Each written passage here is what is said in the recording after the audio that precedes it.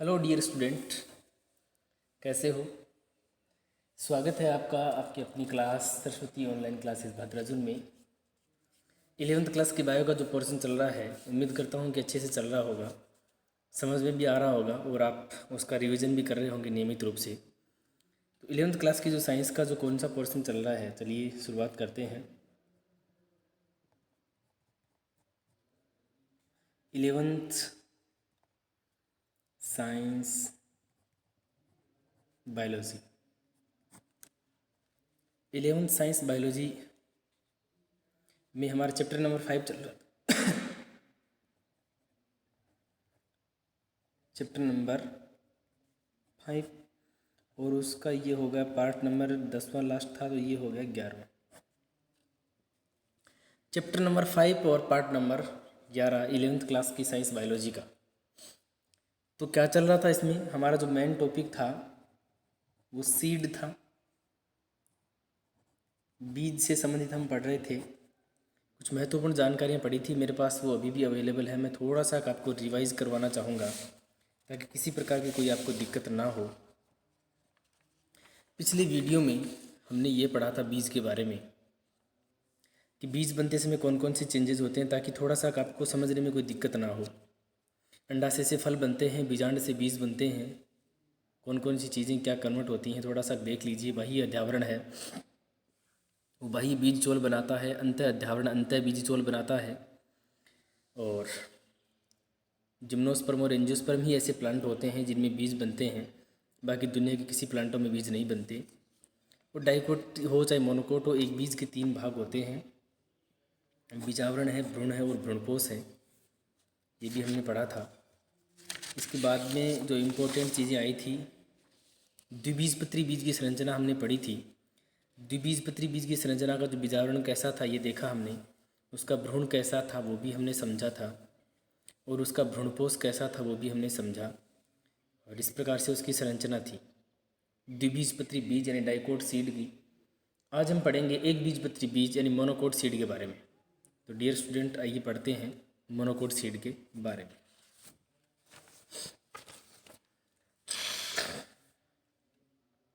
तो 2 प्रकार के सीड हैं, मोनोकोट और डाइकोट। हमने डाइकोट सीड पढ़ा था। आज की क्लास में हम पढ़ेंगे मोनोकोट सीड।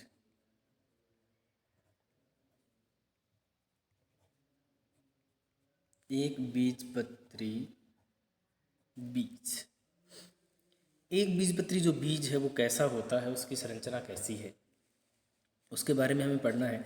बट पहले एक बीजपत्री बीज कोई बहुत ज़्यादा होते नहीं हैं, तो उसकी संरचना में देख नाम लिखते हैं। एग्जाम्पल पहला मक्का यानी जिया मेज, बाजरा पेनिस्टम टाइफोइडिस, पेनिस्टम अमेरिकनम कह सकते हैं, गेहूँ टेट्रिकम एस्टिवम, उसके बाद में जो है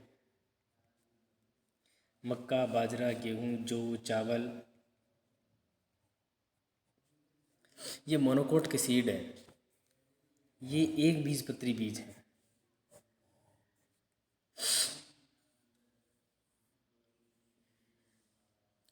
तो इन बीजों को देखा, सबने देखा है, मक्का का, बाजरा का, गेहूं का बीज सबने देखे हैं कैसे बीज होते हैं और इनका फल कैसा होता है। तो मक्का और बाजरा का जो फल होता है उसका नाम होता है कैरियोप्सिस।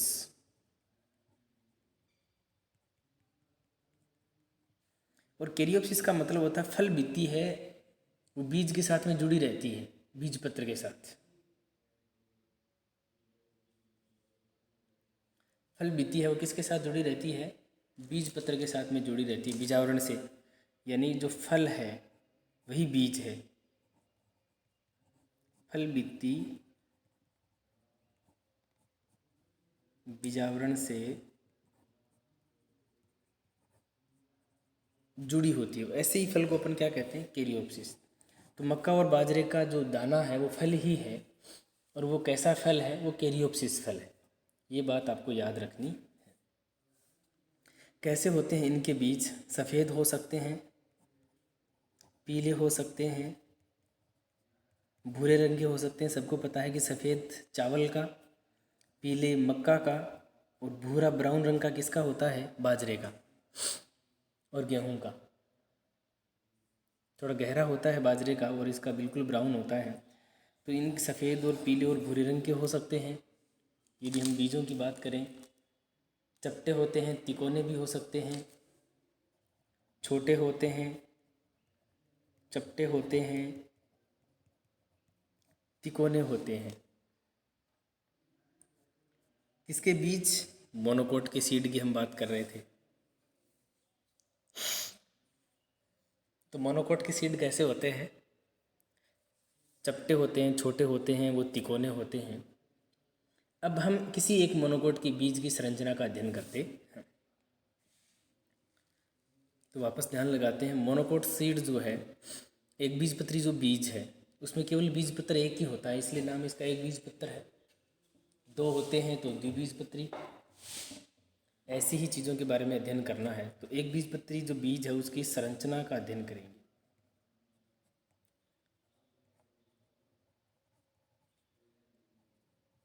उसकी स्ट्रक्चर के बारे में पढ़ते हैं।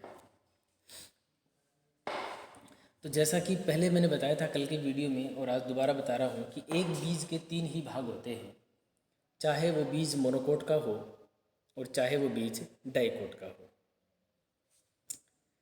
तो सिंपल से तरीके से यदि पहले बीज का ही डायग्राम बना लेते हैं, फिर उसके सेक्शन कटिंग का डायग्राम बना लेते हैं। चलिए, तो पहले बीज को डायग्राम में टिकली समझा देता हूँ मैं आपको।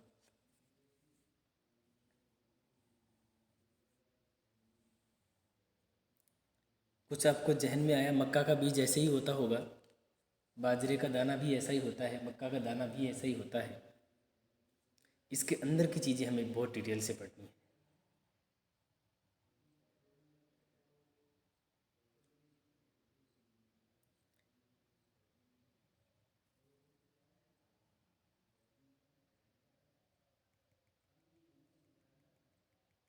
डायग्राम बनाओ साथ साथ में, बहुत अच्छे से आपको समझना है इसे।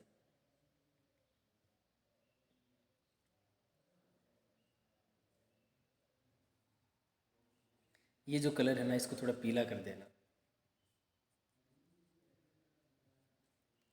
ठीक है बच्चों। तो ये जो बाहर का जो पीला आवरण है, ये क्या है? सीड कोट, बीजावरण, यानी सीड कोट हो गया ये। और ये वाला जो पोर्शन है, ये भ्रूणपोष,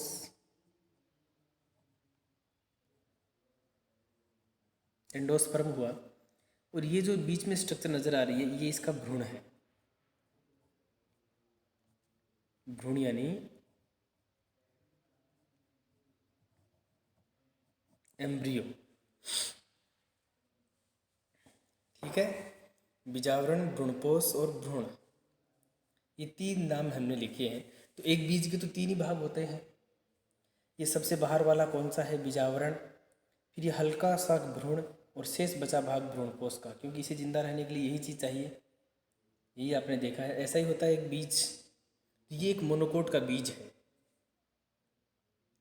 इसी बीज की हम स्ट्रक्चर बनाएंगे बाद में डिटेल से, या अभी बनाई जाए, बाद में उसका डिस्क्रिप्शन पढ़ लेते हैं। चलो, तो इस बीज का जब आप सेक्शन काटोगे, LS लॉन्गिट्यूडल सेक्शन है, ऊपर से नीचे काटोगे, तो इस बीज के अंदर के भाग भी नजर आते हैं। और इस बीज के अंदर के कौन कौन से भाग होते हैं, चलिए वो भी बना लेते हैं। तो ये हो गया एक बीज की हल्की सी संरचना।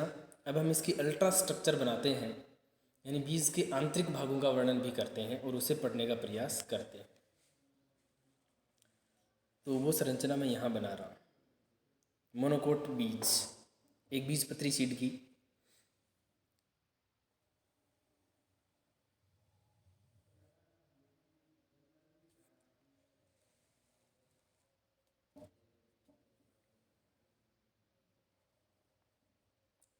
ऐसे लगता है जैसे गणित में थीटा है।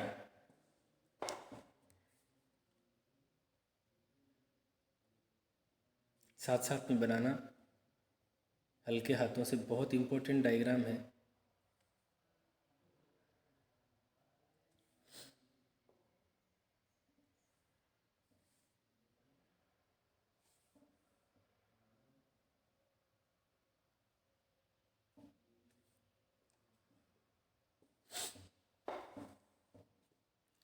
प्रकार से आपको एक हल्का हाथों से ये चित्र आपको बनाना है। एक आउटलाइन डायग्राम इसमें और बनाएंगे आप।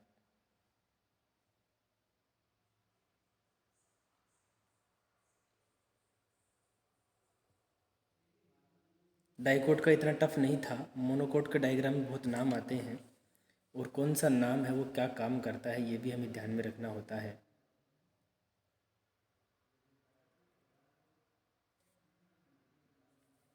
अब इसके अंदर आप थोड़ा सा कैसे टिक टिक कर दो। ये एक परत है प्रोटीन की बनी हुई जिसे एल्यूरोन परत कहते हैं।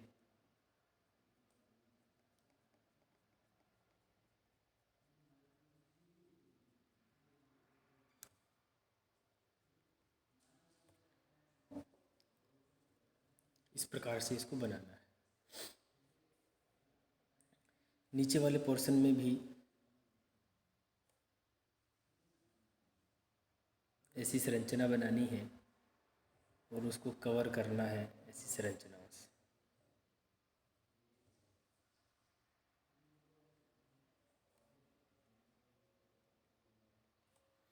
इतना ही बनाना है इसमें।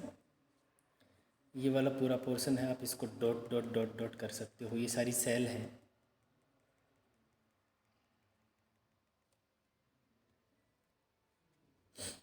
अब देखिए इसके नाम। ये मोनोकोट का सीड है। नीचे मैं इस चित्र के लिख दे रहा हूँ। ये डायग्राम किसका है?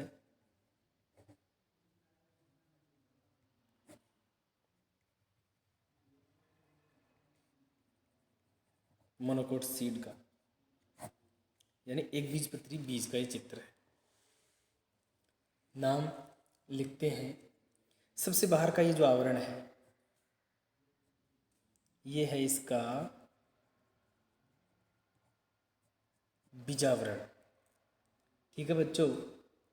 और ये जो परत मैंने लाइन से ऐसे बनाई है, ये वाली परत, ये प्रोटीन की बनी परत है। इसे एल्यूरोन परत कहते हैं।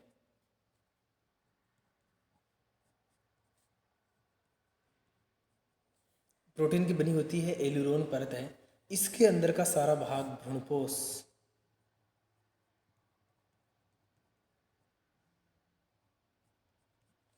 इसके अंदर का सारा भाग क्या होता है? भ्रूणपोष होता है। अब यहाँ देखिए ये जो अंदर वाली चीज़ है ये प्रांकुर है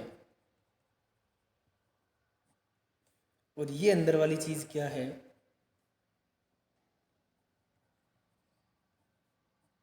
मूलांकुर। तो मूलांकुर के चारों ओर का आवरण मूलांकुर चोल।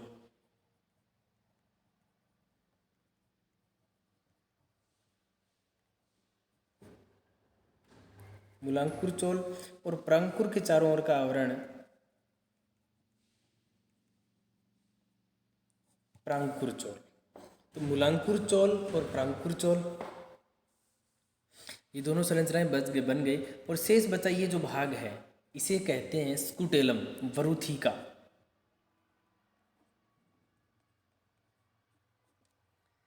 वरुथिका या इसको यही कहेंगे, स्कुटेलम भी कहते हैं इसको। अब मैं इन सब के जो अंग्रेजी के नाम हैं वो भी साथ साथ में लिख रहा हूँ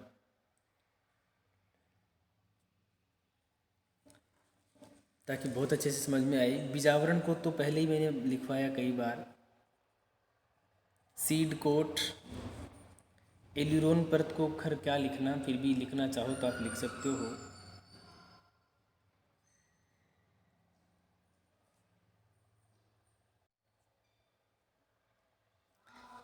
एल्यूरोन परत, भ्रूणपोष को एंडोस्पर्म,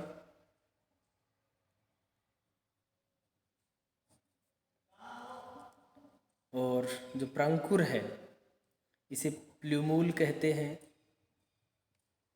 मूलांकुर को रेडिकल कहते हैं।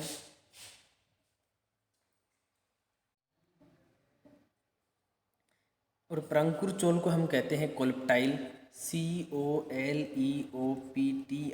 कोलेप्टाइल। और मूलांकुर चोल जो है उसे कहते हैं कोलराइजा, COLEORHIZA,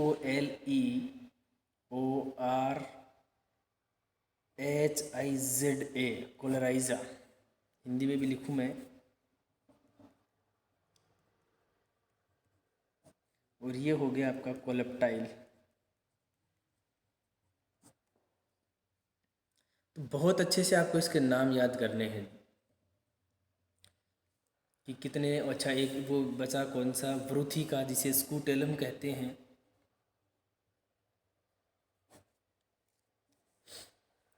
तो देखो बच्चों, अब इसके सारे नाम मेरे हिसाब से सारे नाम आपके जहन में रहने चाहिए। देखो ये भ्रूण है, तो भ्रूण के कितने भाग होते हैं? दो, प्रांकुर है और दूसरा मूलांकुर। प्रांकुर आगे जाकर क्या बनाएगा? तना। मूलांकुर जड़ बनाएगा। और प्रांकुर के चारों ओर का आवरण प्रांकुर चोल, मूलांकुर के चारों ओर का आवरण मूलांकुर चोल, जिसे कोलराइजा कहते हैं। और प्रांकुर चोल को कोलेप्टाइल कहते हैं।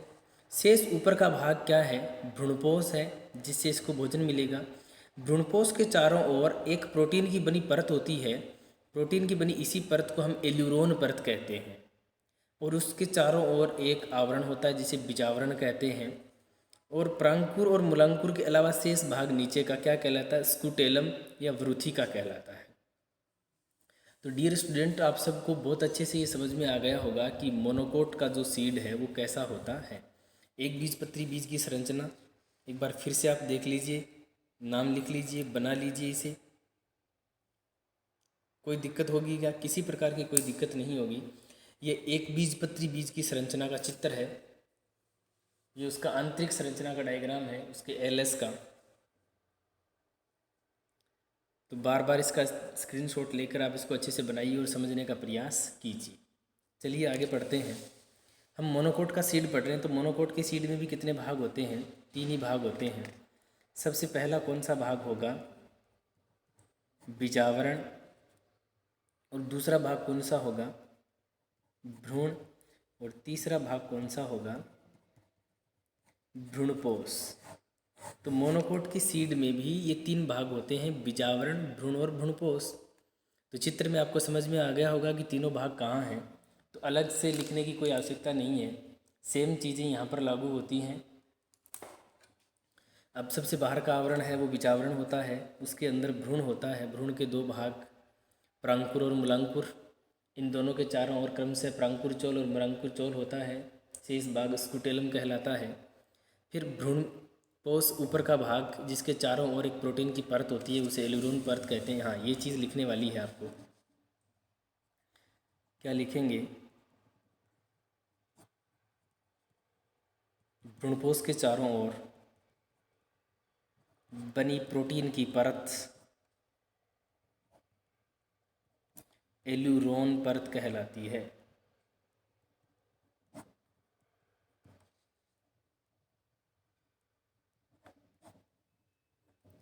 ये चीज़ आपको अच्छे से लिखनी है। तो भ्रूणपोष के चारों ओर बनी प्रोटीन की एक परत को क्या कहते हैं? एल्यूरोन परत कहते हैं। तो डियर स्टूडेंट, हमने इस टॉपिक में क्या पढ़ा है? एक बीजपत्री बीज की संरचना, मोनोकोट सीड की संरचना पढ़ी है। डाइकोट की हमने पहले ही पढ़ ली थी। तो इस प्रकार से बीज 2 प्रकार के, डाइकोट और मोनोकोट दोनों कंप्लीट हो गए। लेकिन भ्रूणपोष के आधार पर भी बीजों के कई प्रकार होते हैं, हम वो टॉपिक और पढ़ते हैं।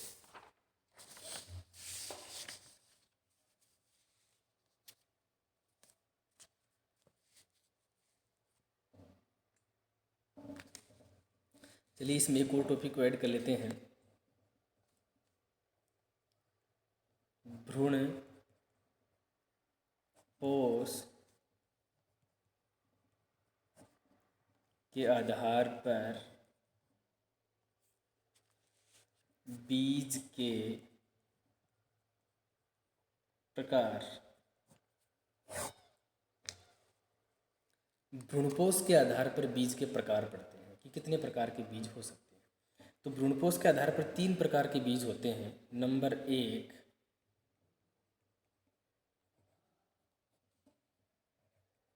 भ्रूणपोषी बीज। दूसरा होगा अभ्रूणपोषी बीज। चलो पहले भ्रूणपोषी बीज को पढ़ लेते हैं। तो जब बीज बनता है तो भ्रूणपोष यदि शेष रह जाता है तो उसे भ्रूणपोषी बीज कहते हैं। तो परिभाषा क्या लिखेंगे? एक की लिख दे रहा हूँ, बाकी सबके अपने आप कर लेंगे।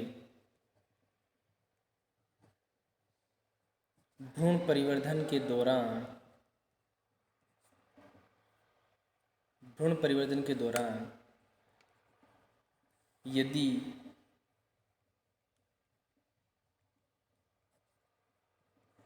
भ्रूणपोष शेष रहता है तो ऐसे बीज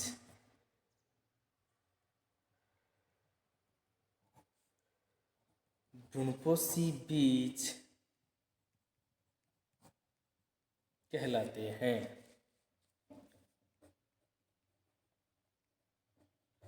जैसे अरंडी, नारियल आदि। अरंडी और नारियल में भ्रूणपोष बच जाता है, सारा भ्रूणपोष भ्रूण के द्वारा काम में नहीं लिया जाता। तो जिन बीजों में बीज बनते समय या भ्रूण बनते समय यदि भ्रूणपोष थोड़ा शेष रह जाता है तो ऐसे बीजों को क्या कहते हैं? भ्रूणपोषी बीज कहते हैं, एंडोस्पर्मिक सीड।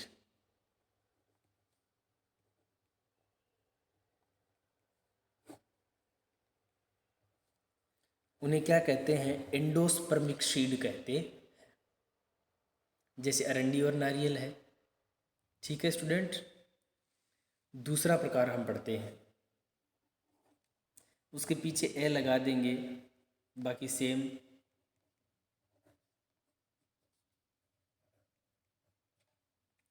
अभ्रूणपोषी बीज नॉन एंडोस्पर्मिक।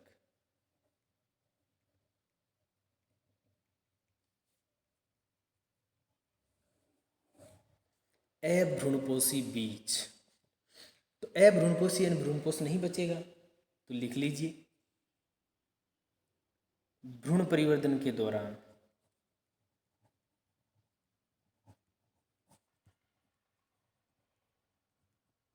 भ्रूण परिवर्तन के दौरान भ्रूणपोष सारा नष्ट हो जाता है,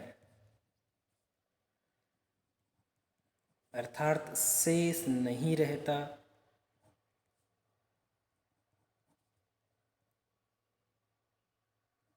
तो ऐसे बीज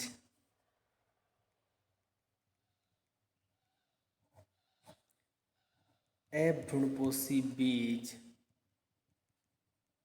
कहलाते हैं। जैसे चना और मटर,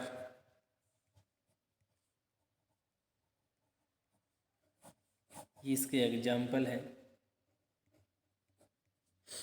चना और मटर अभ्रूणपोषी बीज हैं, नॉन एंडोस्पर्मिक सीड है, इनमें भ्रूणपोष सारा काम में ले लिया जाता है। इसी के आधार पर हम तीसरा बीज का प्रकार पढ़ेंगे, जिसका नाम है परिभ्रूणपोषी बीज, यानी पेरी एंडोस्पर्मिक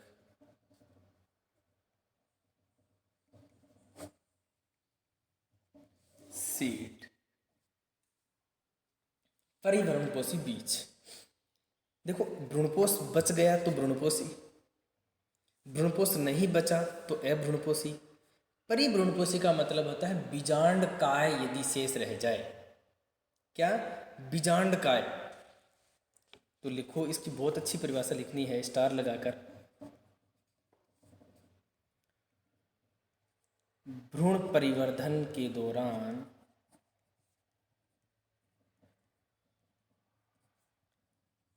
यदि बीजांड काय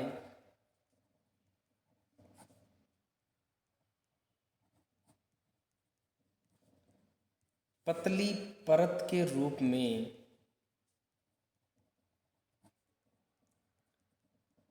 शेष रह जाता है तो ऐसे बीज परिभ्रूणपोषी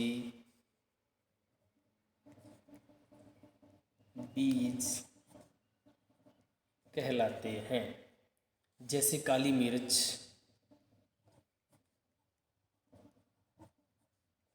क्या काली मिर्च वास्तव में काली मिर्च होती है? नहीं होती। तो काली मिर्च के बाहर एक काला सा आवरण होता है। देखो आपने काली मिर्च देखी है, छोटी सी काली मिर्च होती है, अंदर से पूरी सफ़ेद होती है पर बाहर से काली होती है। तो बाहर जो काला रंग का आवरण है वो क्या है, वो बीजांड का ही शेष रह गया। वैसे काली मिर्च नहीं, पंसारी की दुकान में यदि आप जाकर कहते हो कि सफ़ेद मिर्च देना तो वो पीसी हुई काली मिर्च देगा। पाइपर नाइग्राम। लाल मिर्च लाते हैं सब्जी में डालने के लिए, हरी मिर्च लाते हैं सब्जी बनाने के लिए, और सफ़ेद मिर्च क्या होती है, काली मिर्च यदि पीसी हुई आपको मिलती हैं तो उन्हें सफ़ेद मिर्च कहते हैं। तो काली मिर्च क्या है, परिभ्रूणपोषी बीज है, यानी उसमें बीजांडकाय पतला सा चारों ओर शेष रह गया परत के रूप में। तो जिन बीजों में बीजांडकाय पतली परत के रूप में शेष रह जाता है उन्हें परिभ्रूणपोषी बीज या पेरीएंडोस्पर्मिक सीड कहते हैं, जैसे कि काली मिर्च। तो डियर स्टूडेंट, भ्रूणपोष के आधार पर बीज कितने प्रकार के, 3। पहला भ्रूणपोषी बीज। भ्रूण परिवर्तन के दौरान यदि भ्रूणपोष थोड़ा बहुत शेष रह जाता है तो भ्रूणपोषी बीज कहलाते हैं, जैसे अरंडी और नारियल। और शेष नहीं रहता है, सारा नष्ट हो जाता है, सारा काम में ले लिया जाता है, तो अभ्रूणपोषी बीज। और यदि भ्रूणपोष को छोड़ दो फिर बीजांडकाई भी यदि पतली परत के रूप में रह जाता है तो ऐसे बीज को हम परिभ्रूणपोषी बीज कहते हैं, जैसे कि काली मिर्च। तो काली मिर्च के बाहर जो काला आवरण है वो उसका बीजांडकाय है। ठीक है डियर स्टूडेंट, तो इस प्रकार से हमने भ्रूणपोष के आधार पर भी बीज पढ़ लिए, 3 प्रकार के होते हैं, और बीज पत्र के आधार पर भी पढ़ लिए। बीज पत्र के आधार पर कितने होते हैं, 2।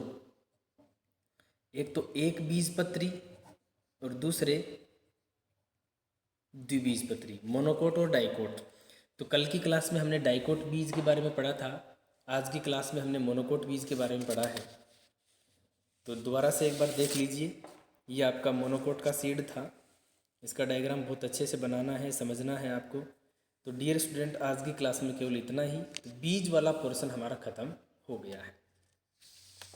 तो चैप्टर नंबर 5वां था, उसका ये 11वां पार्ट हमने बना लिया। तो आप अच्छे से इनका रिवीजन करते रहिए। Thanks and best of luck.